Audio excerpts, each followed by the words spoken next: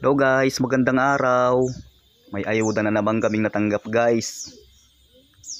Ito guys oh. Dalawang pitchel. Madami na kaming pitchel dito. Tapos dito sa looban niya, meron siyang isang tang juice, orange juice tang. Ito sa kabila. Dito sa kabila, tagi-isa sila ng ano, bawat isang bitchel may laman na tagi-isang orange juice na tang. Nakasashay. Tamang-tama din to guys. Pag natimplahan din to, isang pitchel din to, mapupuno to.